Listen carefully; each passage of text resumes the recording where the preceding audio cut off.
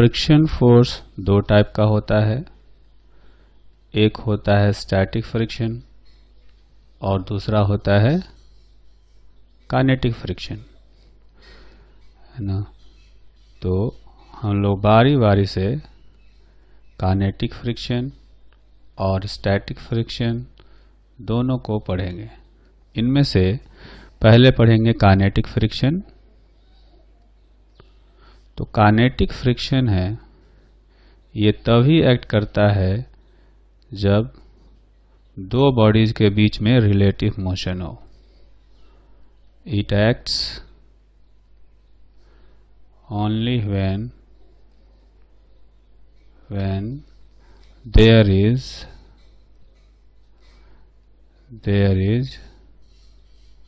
relative motion between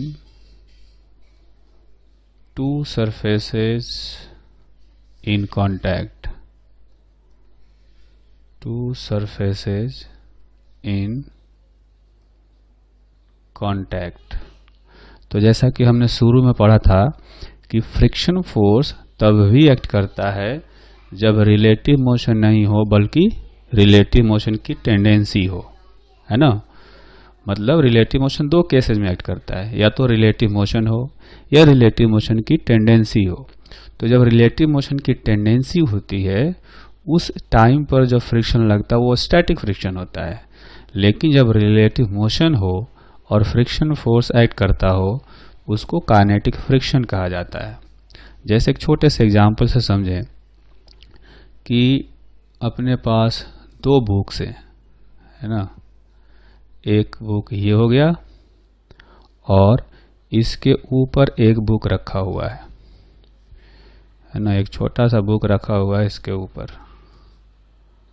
तो जब हम लोग नीचे वाले को खींचेंगे तो ऊपर वाला भी साथ साथ में जा रहा है, ठीक। जब इसको हम लोग खींच रहे हैं तो ऊपर वाला भी साथ में चला गया, कुछ इस तरह से। जब नीचे वाला बुक जो है वो यहाँ पहुँच गया तो ऊपर वाला भी साथ में पहुँच गया। दोनों बुक्स का जो डिस्प्लेसमेंट है वो इक्वल है, ठीक है। दोनों x डिस्टेंस ट्रेवल किए हैं। इसका मतलब यह है कि इनके बीच में कोई रिलेटिव मोशन नहीं है। लेकिन जब ये चला होगा तो ऊपर वाला हमने फोर्स लगाया नीचे और इसको खींच कर ले गए, तो ऊपर वाला साथ में गया है, यानी उस पर कोई ना कोई फोर्स तो लगा होगा आगे ले जाने के लिए, है ना। कोई फोर्स लगा होगा जो कि फ्रिक्शन फोर्स ही होगा। लेकिन ये जो फ्रिक्शन फोर्स है ये काइनेटिक नहीं होता, ये फ्रिक्शन फोर्स स्टैटिक होता है ना। नीचे वाले बुक को खींचा हमने, ऊपर वाला साथ में चला गया, तो ऊपर वाला बुक और नीचे वाले बुक के बीच में फ्रिक्शन फोर्स लगा होगा, लेकिन वो काइनेटिक नहीं है ना। This friction force is not kinetic, ठीक। लेकिन अगर ऐसा हो कि हमने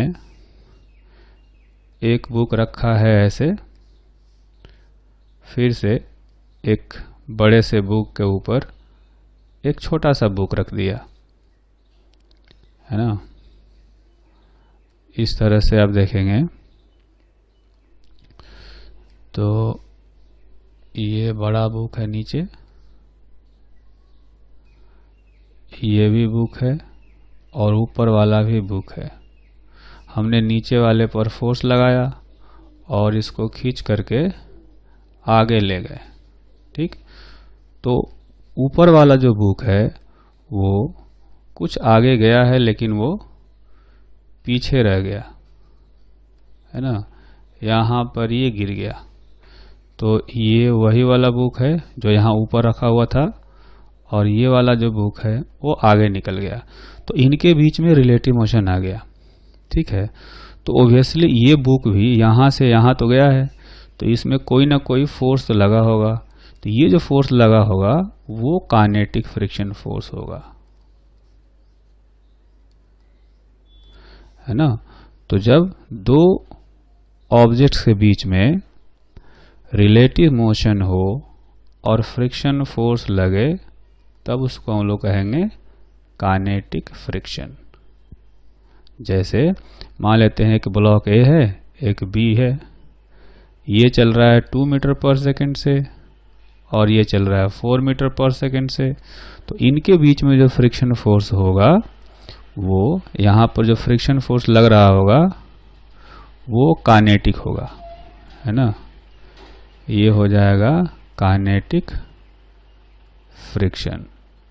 लेकिन अगर ऐसा हुआ कि एक ब्लॉक ए है और दूसरा ब्लॉक बी है, दोनों जो है वो 2 मीटर पर सेकेंड से चल रहे हैं, ठीक है, दोनों 2 मीटर पर सेकेंड से चल रहे हैं, तो इनके बीच में जो फ्रिक्शन लग रहा होगा यहाँ पर, ये फ्रिक्शन काइनेटिक नहीं होगा, ठीक है। तो ये जो पॉइंट बताया हमने यहाँ पर कि this friction, this kinetic friction acts only when there is relative motion between two surfaces in contact, ठीक।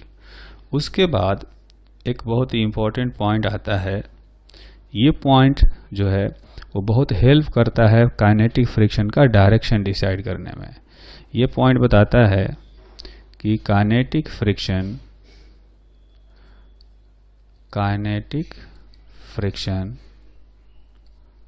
always opposes the relative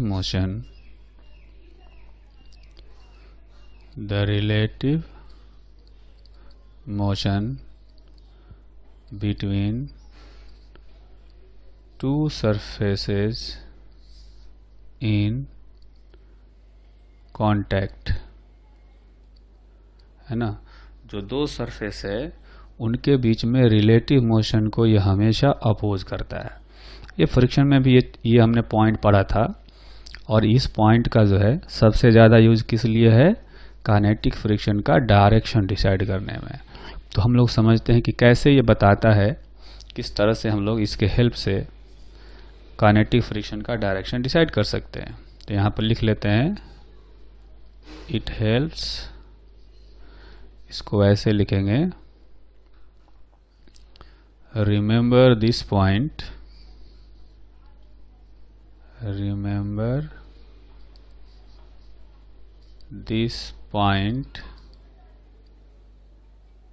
to find the direction of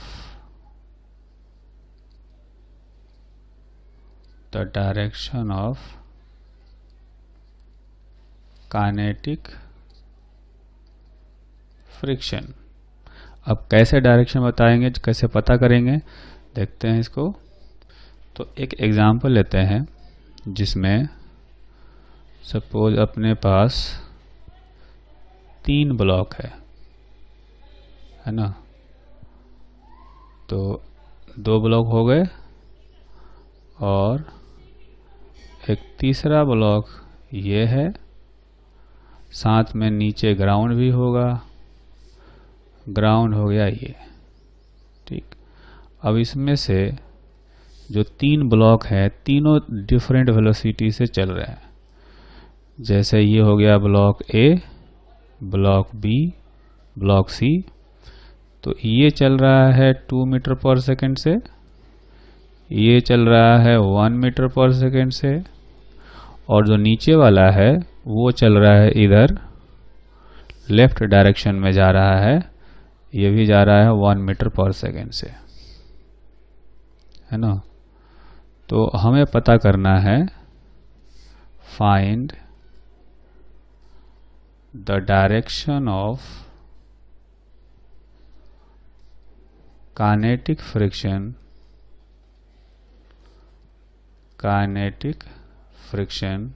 on each surface. तो उसके लिए हम लोग इन तीनों का अलग अलग डायग्राम बनाएंगे। तो ये हो गया ब्लॉक ए, ठीक।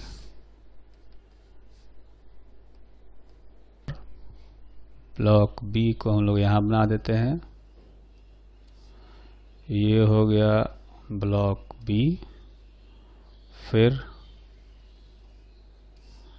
ये बना दिया हमने ब्लॉक सी, और एक ग्राउंड भी दिखा देते हैं यहाँ पर। ये हो गया ग्राउंड। तो इसमें से जो सबसे ऊपर वाला है ये है ब्लॉक ए, जो कि 2 मीटर पर सेकेंड से जा रहा है इधर। ये हो गया ब्लॉक बी, जो कि 1 मीटर पर सेकेंड से जा रहा है राइटवर्ड डायरेक्शन में। ये हो गया ब्लॉक सी, जो कि 1 मीटर पर सेकेंड से 1 मीटर पर सेकेंड से लेफ्टवर्ड डायरेक्शन में जा रहा है। और ये है ग्राउंड, जो कि रेस्ट पर होता है हमेशा, है ना। अब हम लोग डायरेक्शन पता करते हैं। तो डायरेक्शन पता करने के लिए आप देखेंगे जब यहाँ पर और यहाँ पर ये दो सरफेस कांटेक्ट में है, तो इनके बीच फ्रिक्शन निकालना हो तो हम इन दोनों में से किसी एक पर ऑब्जर्वर बैठा देते हैं। जैसे हमने यहाँ पर ऑब्जर्वर बैठाया, है ना। तो ऑब्जर्वर बैठाने से हम ये पता कर सकते हैं कि इस ऑब्जर्वर के रेस्पेक्ट में ब्लॉक ए किधर जा रहा होगा, क्योंकि ये ऑब्जर्वर खुद ही राइटवर्ड डायरेक्शन में जा रहा है। तो लेकिन ये जो है ये ऑब्जर्वर स्लो चल रहा है। ऑब्जर्वर चल रहा है 1 मीटर पर सेकेंड से और ए चल रहा है 2 मीटर पर सेकेंड से। तो इस ऑब्जर्वर को ये जो ब्लॉक ए है वो राइटवर्ड डायरेक्शन में जाता हुआ दिखेगा। तो इसका रिलेटिव मोशन जो है राइटवर्ड डायरेक्शन में है, तो इस पर जो फ्रिक्शन फोर्स आएगा वो लेफ्टवर्ड डायरेक्शन में आएगा। मान लेते हैं कि ये F1 है, ठीक। अगर उस पर F1 डायरेक्शन में है तो जो इस ऑब्जर्वर के रेस्पेक्ट में ए जा रहा है आगे, तो ए के रेस्पेक्ट में ये ऑब्जर्वर जा रहा होगा किधर, पीछे जा रहा होगा, नहीं लेफ्टवर्ड डायरेक्शन में जा रहा होगा। तो इस पर फ्रिक्शन आ जाएगा इधर राइटवर्ड डायरेक्शन में F1, है ना। जस्ट इस लेफ्ट वाले ए पर जिधर लग रहा है उसके अपोजिट डायरेक्शन में लगना चाहिए और इक्वल मैग्नीट्यूड का लगना चाहिए, ठीक।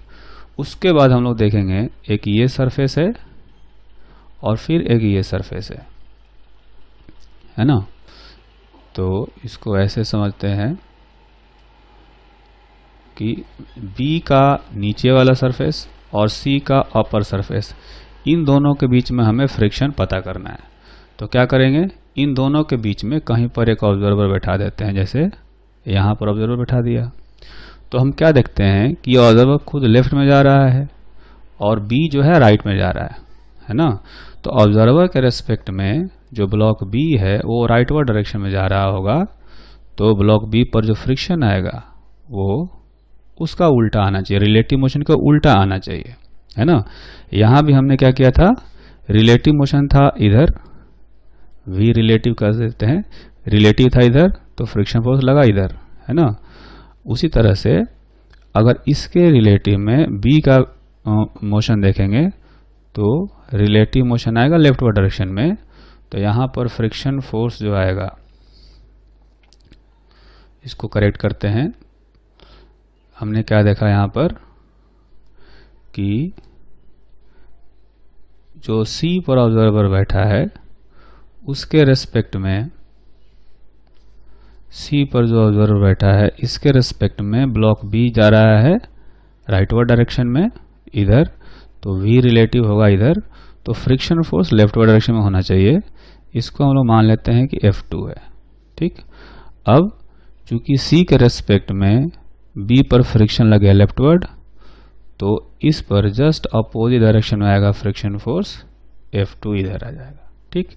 अब हमें चेक करना है यहाँ पर और यहाँ पर, तो इन दोनों के बीच में चेक करना हो तो इन दोनों में से कहीं एक पर ऑब्जर्वर बैठाएंगे। तो ऑब्जर्वर हम लोग बैठा देते हैं ग्राउंड पर। तो इसके रेस्पेक्ट में देखेंगे तो ये जो C है वो जा रहा है लेफ्ट में, मतलब रिलेटिव वेलोसिटी जो है उसका ग्राउंड के रेस्पेक्ट में लेफ्ट में है। तो फ्रिक्शन फोर्स किधर आएगा, राइट में आएगा। मान लेते हैं F3 आ गया। तो उसके जस्ट अपोजिट ग्राउंड पर फ्रिक्शन लगेगा F3। ठीक, तो इस तरह से हमेशा रिलेटिव मोशन के अपोजिट डायरेक्शन में फ्रिक्शन लगता है। एक बार फिर से समझते हैं। B के रिलेटिव, A का रिलेटिव मोशन था राइटवर्ड डायरेक्शन में, तो इसके जस्ट अपोजिट फ्रिक्शन लग गया यहाँ पर, और इसका उल्टा लगता है यहाँ पर, है ना, या A के रेस्पेक्ट में इसका रिलेटिव मोशन B का पीछे होगा, तो फ्रिक्शन फोर्स राइटवर्ड लग गया आगे की तरफ। उसी तरह से यहाँ पर देखेंगे तो इस ऑब्जर्वर के रेस्पेक्ट में, C के रेस्पेक्ट में B का रिलेटिव मोशन है राइटवर्ड, तो फ्रिक्शन आ गया लेफ्टवर्ड डायरेक्शन में, उसका जस्ट उल्टा यहाँ पर लग गया। उसी तरह से इन दोनों के बीच में चेक करना हो तो यहाँ पर रिलेटिव, यहाँ पर ऑब्जर्वर बैठाएंगे, इसके रिलेटिव ब्लॉक C जा रहा है लेफ्ट में, तो फ्रिक्शन फोर्स लग गया राइट में, और उसका जस्ट अपोजिट ग्राउंड पर लग गया F3। तो इस तरह से रिलेटिव मोशन का डायरेक्शन अगर पता हो तो उसके जस्ट अपोजिट डायरेक्शन में हम लोग फ्रिक्शन फोर्स अप्लाई कर सकते हैं। ठीक, तो काइनेटिक फ्रिक्शन के बारे में हम लोग सेकेंड इम्पॉर्टेंट पॉइंट जानने की कोशिश करते हैं। और सेकेंड पॉइंट ये है कि magnitude of kinetic friction is directly proportional to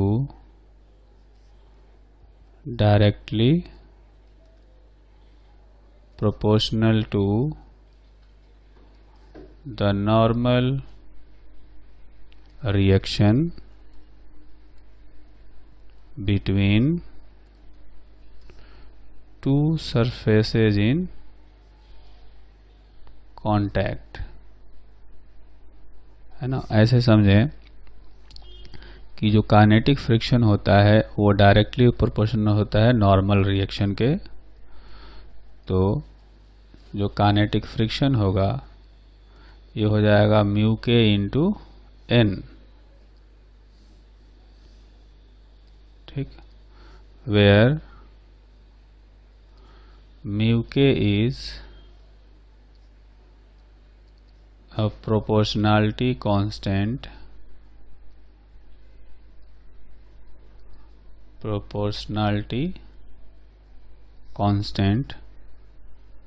called coefficient of kinetic friction। ठीक है, तो इसको यूं समझा जाए, इस पॉइंट में हमें ये समझाया गया कि अगर दो ब्लॉक है ना, और दो ब्लॉक है A और B, तो इनके बीच में अगर यहाँ पर अगर कोई नॉर्मल रिएक्शन है, यहाँ पर ऊपर और इस पर नीचे, अगर ये नॉर्मल रिएक्शन n है, ठीक है, तो इस n पर डिपेंड करता है ये फ्रिक्शन फोर्स, है ना। तो इसको हम लोग ऐसे कर सकते हैं, ये n हो गया और ये n हो गया। तो ये जो काइनेटिक फ्रिक्शन है उस नॉर्मल n के डायरेक्टली प्रोपोर्शनल होता है, और जो म्यू के है वो इनके बीच में जो सरफेस है दोनों का, उनकी कंबाइंड प्रॉपर्टी होती है कोएफिशिएंट ऑफ फ्रिक्शन। इसको एक छोटा सा एग्जांपल से समझते हैं। जैसे मैं यूं कहूं कि अपने पास दो ब्लॉक दिए गए हैं, एक ब्लॉक है A जिसका कि मास है 2 kg, और एक दूसरा ब्लॉक है जिसका मास है 4 kg। ऊपर वाले का मास ले लेते हैं 2 kg और नीचे वाले का 4 kg। यहाँ पर म्यू के का वैल्यू है 0.2 और यहाँ पर म्यू के का वैल्यू है 0.1। ठीक, तो अगर इनका अलग अलग फ्री बॉडी डायग्राम बनाएं तो जो 2 kg का ब्लॉक है उस 2 kg ब्लॉक पर जो नॉर्मल रिएक्शन आएगा है ना, यहाँ पर एक नॉर्मल होगा, इसको मान लो हम लोग कह देते हैं N1, और नीचे आएगा इसका खुद का वेट 2g।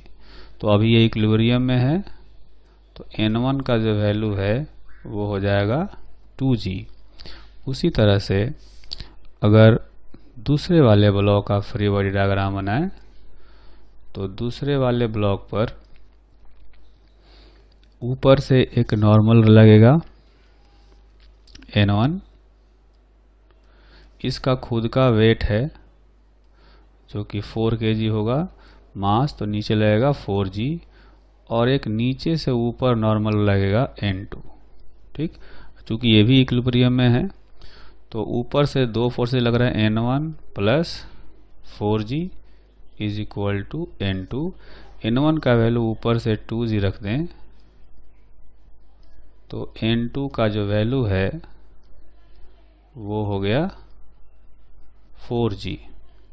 ठीक, तो अब हम लोग क्या करेंगे कि ये जो दो ब्लॉक है ना, इन दो ब्लॉक्स के बीच में हमें फ्रिक्शन पता करना है ना। तो हम ऐसे करेंगे कि फ्रिक्शन का डायरेक्शन मान लेते हैं कि इस पर फ्रिक्शन है इधर F1, तो इस पर फ्रिक्शन आ गया इधर F1। ठीक, और इधर अगर इस पर F2 है तो इस पर इधर F2 आएगा। ये 2 kg वाला ब्लॉक है और ये 4 kg वाला ब्लॉक है। ठीक, फ्रिक्शन का जो डायरेक्शन है वो हम लोग ऐसे ही रख रहे हैं अभी, या चाहे तो मोशन देख सकते हैं, इसका मोशन हम लोग ले लेंगे, इसकी वेलोसिटी मान लेते हैं कि 2 मीटर पर सेकेंड इधर है। ठीक, और साथ में ये है कि इसकी जो वेलोसिटी है इधर वो है 1 मीटर पर सेकेंड, है ना, ये 1 मीटर पर सेकेंड है। तो फ्रिक्शन का डायरेक्शन आप चेक कर लेना, ये आएगा ऊपर वाले का फ्रिक्शन राइटवर्ड और यहाँ पर लेफ्टवर्ड। तो हमें F1 का वैल्यू निकालना हो तो क्या करना चाहिए, म्यू के 1 इंटू N1 लेना चाहिए। मतलब यहाँ पर फ्रिक्शन निकालना हो तो यहाँ का म्यू लेंगे, ये वाला, ये अपना म्यू के 1 हो गया, और यहाँ का नॉर्मल लेंगे। ठीक है, तो म्यू के 1 कितना है 0.2 और N1 कितना है 2g, है ना, तो ये आ जाएगा 4 न्यूटन। उसी तरह से जब इनके बीच में फ्रिक्शन निकालना हो F2 तो इनके बीच का म्यू लेंगे, यानी ये वाला लेंगे म्यू के 2 इंटू इनके बीच का नॉर्मल लेंगे, ये नॉर्मल है N2, तो यहाँ पर नॉर्मल लग रहा होगा, यहाँ पर रखेंगे N2।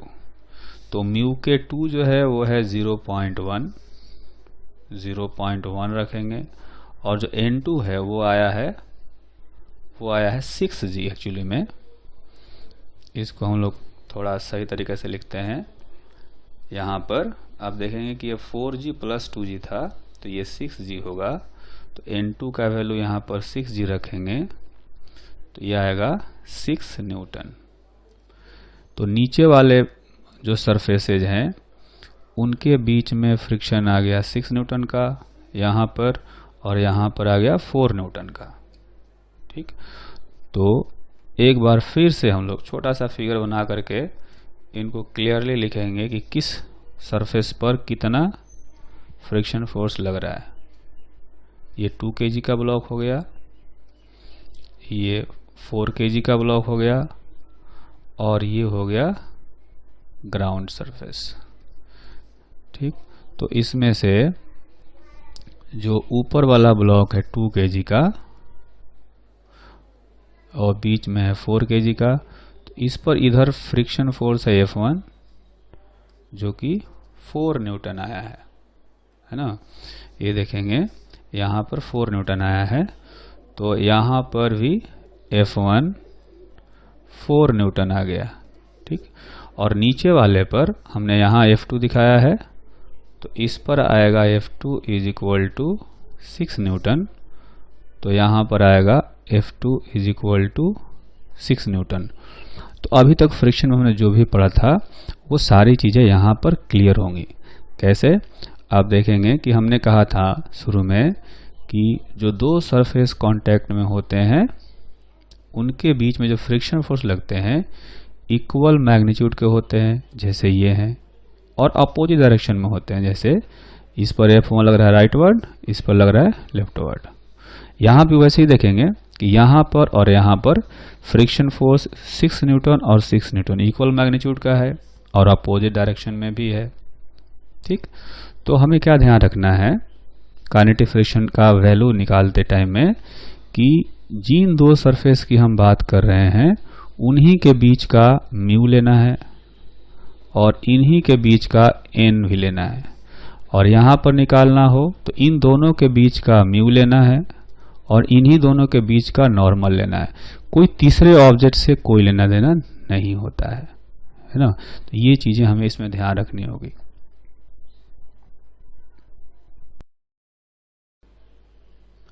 काइनेटिक फ्रिक्शन के बारे में जो थर्ड इम्पॉर्टेंट पॉइंट है वो ये है कि म्यू के is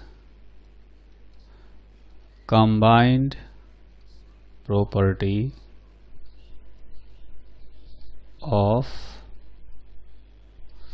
to surfaces in contact, ठीक। इसको समझने के लिए एक छोटा सा एग्जांपल लेते हैं। मान लेते हैं कि अपने पास दो तरह के टेबल है ना। एक टेबल ये है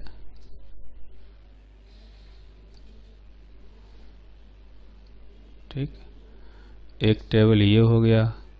ये ऐसा मान लेते हैं कि ये वुड का बना हुआ है, और एक दूसरा टेबल है जो कि ग्लास का बना हुआ है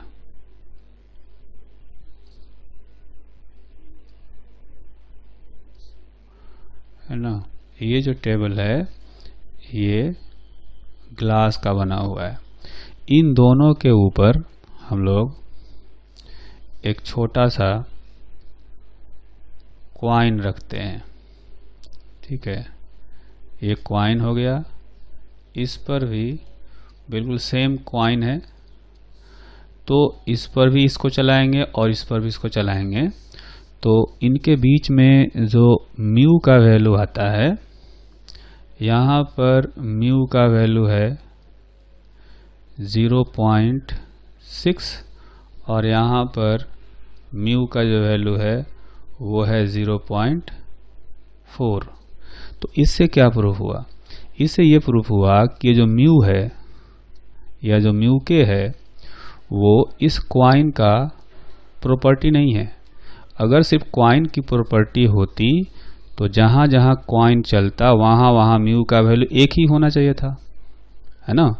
तो कॉइन दोनों जगह एक ही है तो म्यू का वैल्यू भी एक ही रहता अगर ये म्यू इस कॉइन की प्रॉपर्टी होती तो। लेकिन कहा गया कि ये जो म्यू है या म्यू के है ये इस एक की प्रॉपर्टी नहीं है, ये कंबाइंड प्रॉपर्टी है।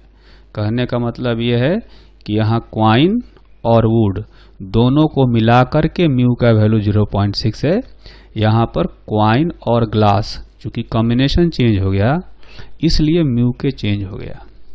तो इसलिए कहा जा सकता है कि जो म्यू के है वो इनमें से किसी एक की प्रॉपर्टी नहीं है, ना वुड की ना कॉइन की। ये वुड और कॉइन की प्रॉपर्टी है 0.6 और यहाँ पर ये जो 0.4 है ना कॉइन की प्रॉपर्टी है ना ग्लास की प्रॉपर्टी है। जब ये दोनों साथ में रहेंगे तभी ये म्यू के 0.4 वैलिड होगा। इसलिए कहते हैं कि जो म्यू के है वो दो सरफेस जो कांटेक्ट में होते हैं, जिनके बीच में फ्रिक्शन लग रहा होता है, उनकी कंबाइंड प्रॉपर्टी होती है। ठीक। और एक फोर्थ पॉइंट होता है, वो ये होता है कि म्यू के is independent of area of contact. Mu के इज independent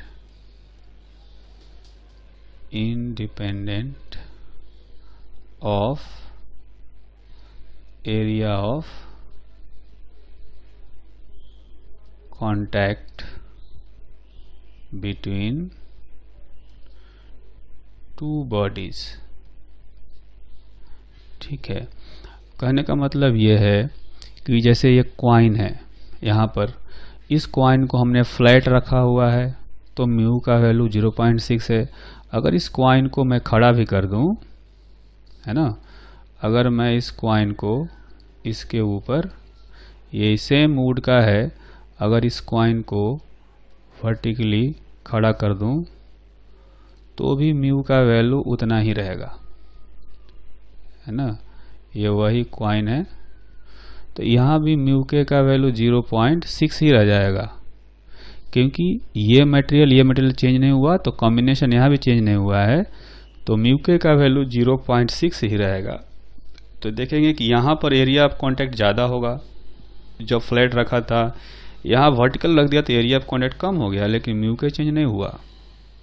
तो ये यहाँ ध्यान रखना है कि जो म्यू के होता है वो एरिया ऑफ कांटेक्ट से इंडिपेंडेंट होता है।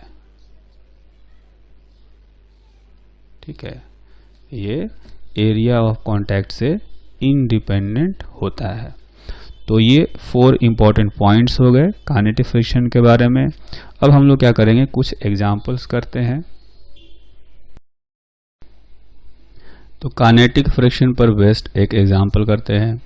इस एग्जांपल में एक ब्लॉक दिया गया है और ब्लॉक जो है हॉरिजॉन्टल सरफेस पर रखा गया है। इसको किसी वेलोसिटी 20 मीटर पर सेकेंड से प्रोजेक्ट किया गया है हॉरिजॉन्टल डायरेक्शन में। ब्लॉक और ग्राउंड के बीच में जो कोएफिशिएंट ऑफ काइनेटिक फ्रिक्शन है वो है 0.2। हमें पता करना है find the distance traveled by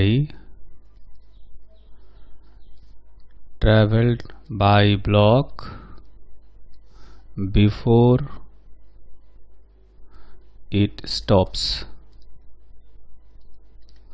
कितना दूर चलने के बाद ये रुक जाएगा। तो हमारा पहला काम तो ये होगा कि इस पर फ्रिक्शन फोर्स पता करेंगे। तो आप देखेंगे कि चूंकि इसकी रिलेटिव वेलोसिटी ग्राउंड के रेस्पेक्ट में राइटवर्ड डायरेक्शन में है, तो इस पर फ्रिक्शन फोर्स आएगा लेफ्ट डायरेक्शन में, और ये जो काइनेटिक फ्रिक्शन है ये होना चाहिए म्यू के इंटू एन। नीचे आएगा इसका खुद का mg और ऊपर आएगा नॉर्मल फोर्स। चूंकि वर्टिकल इक्विलिब्रियम में है, वर्टिकल डायरेक्शन में चलेगा नहीं, तो y vertical equilibrium n is equal to mg। So kinetic friction is equal to mu k into n, यानी mu k into mg, ये आ जाएगा, है ना। तो अगर ये काइनेटिक फ्रिक्शन आ गया तो देखेंगे कि इस पर जो नेट फोर्स है वो पीछे की तरफ लग रहा है। ये n और mg कैंसिल हो गए, तो नीचे पीछे की तरफ ये फोर्स लग रहा है फ्रिक्शन फोर्स, तो पीछे की तरफ ही एक्सेलरेशन भी आएगा। तो जो एक्सेलरेशन होगा ये हो जाएगा एफ के डिवाइडेड बाई मास। तो एफ के का वैल्यू यहाँ से रखेंगे mu k m g divided by m, तो एम कैंसिल हो जाएगा, ये हो जाएगा म्यू जी। तो एक्सेलरेशन है ये हो गया म्यू जी। ये हमें ध्यान रखना है कि जो एक्सेलरेशन है वो मास से इंडिपेंडेंट आया है। ठीक है, तो यहाँ पर मास अगर नहीं भी दिया होता तो भी हम लोग एक्सेलरेशन निकाल सकते हैं। अब म्यू के का वैल्यू दिया गया है क्वेश्चन में 0.2, है ना। म्यू के का वैल्यू 0.2 है और g का वैल्यू होता है 10, तो हम लोग रखेंगे एक्सेलरेशन जो आएगा 2 मीटर पर सेकेंड स्क्वायर। एक्चुअली में ये डी एक्सेलरेशन है, क्योंकि वेलोसिटी है राइटवर्ड डायरेक्शन में और एक्सेलरेशन है लेफ्टवर्ड डायरेक्शन में। तो क्या होगा, कुछ दूर चलने के बाद ये रुक जाएगा, है ना। तो इस तरह से इक्वेशन लिखेंगे। तो फाइनल वेलोसिटी इसकी 0 करनी है। जो u है वो हमें दिया गया है 20 + 2, एक्सेलरेशन को -2 लिख सकते हैं, और जो डिस्टेंस ट्रेवल है ये हमें कैलकुलेट करना है। तो डिस्टेंस ट्रेवल जो आएगा वो आएगा 400/4 यानी कि 100 मीटर। ठीक, उसी तरह से एक और एग्जाम्पल करते हैं।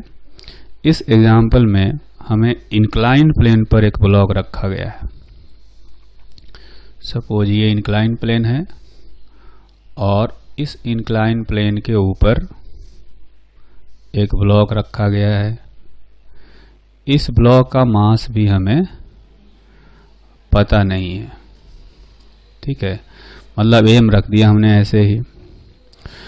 तो अगर ये जो लेंथ है, ये इंक्लाइन प्लेन का लेंथ अगर 10 मीटर हो, तो हमें बताना है कि ब्लॉक को यहाँ से नीचे तक जाने में कितना टाइम लगेगा। यहाँ पर म्यू के का जो वैल्यू है वो है 0.02। ठीक, तो सबसे पहले हम लोग क्या करेंगे, इस क्वेश्चन को लिख लेते हैं। If block is released from top of inclined plane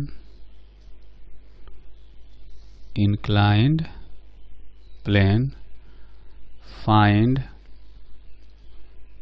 time taken by block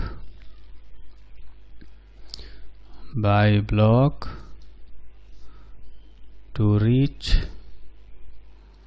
the bottom of plane। तो नीचे वाला पॉइंट है, यहाँ तक पहुँचने में कितना टाइम लगेगा। तो हमारा पहला काम होगा फ्री बॉडी डायग्राम बनाना। तो फ्री बॉडी डायग्राम बनाते हैं। यहाँ पर एक फिगर बना लेते हैं फिर से, और इस ब्लॉक पर देखेंगे कि एक फोर्स लगेगा नीचे की तरफ mg,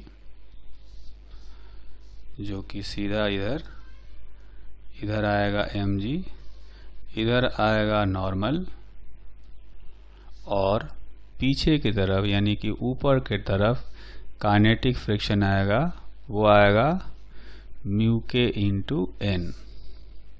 ठीक, अगर ये एंगल अल्फा दिया हुआ है, अल्फा का वैल्यू जो है मान लेते हैं 30 डिग्री है। इस एग्जांपल में हम लोग यहाँ पर पहले इसको जनरल सोल्व करेंगे। ये अल्फा लिख लेते हैं। तो इस mg को हमें रिजोल्व करना पड़ेगा। ये वाला एंगल भी अल्फा आएगा, वर्टिकल और नॉर्मल के बीच का एंगल अल्फा के इक्वल होगा, इंक्लिनेशन के इक्वल होगा। तो mg का कंपोनेंट इधर आएगा mg cos अल्फा, और इधर आएगा mg sin अल्फा।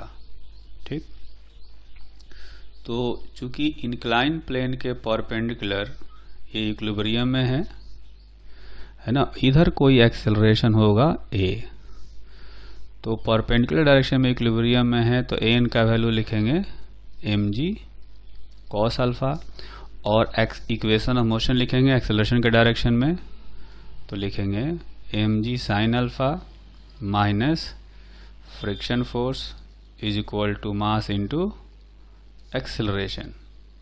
ठीक, तो mg sin alpha minus mu k into n के जगह पर हम लोग रख देंगे ये वाला mg cos alpha is equal to ma। तो यहाँ से अगर m को हटा दिया जाए कॉमन लेकर के, तो यहाँ बचेगा acceleration is equal to g sine alpha minus mu k into cos alpha. अब देखेंगे कि यहाँ भी जो एक्सेलरेशन है वो भी मास से इंडिपेंडेंट है, independent of mass of block. ठीक, तो अब इस एक्सेलरेशन का वैल्यू निकालते हैं जो क्वेश्चन में दिए गए हैं, वो सारे क्वांटिटी सब्स्टिट्यूट करके। तो अल्फा दिया गया है 30 डिग्री, म्यू के का वैल्यू है 0.2 और अल्फा 30 डिग्री। ठीक, तो ये हो जाएगा 10/2, ये 1/2 है तो 2 हमने बाहर ले लिया, रह गया 1। ये √3/2 होता है तो 2 बाहर ले लिया तो रह जाएगा √3 इंटू 0.2, है ना। तो ये आ जाएगा, ये एक्सेलरेशन है यहाँ पर, और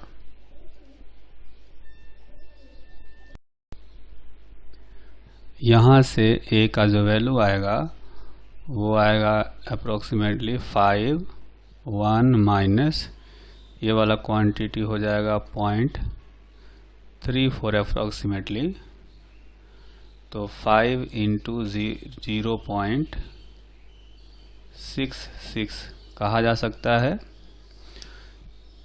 तो हमें पता करना है कि ये 10 मीटर का डिस्टेंस ट्रेवल करने में कितना टाइम लिया होगा, है ना। तो S is equal to ut plus half AT² वाला फॉर्मूला अप्लाई कर सकते हैं, क्योंकि एक्सेलरेशन कांस्टेंट है जिसमें से u 0 है। तो डिस्टेंस ट्रेवल करना है 10 मीटर, हाफ एक्सेलरेशन है 5 इंटू 0.66 इंटू t²। तो यहाँ से t का जो वैल्यू है अपना आएगा अप्रोक्सीमेटली 2.56 सेकेंड। ठीक।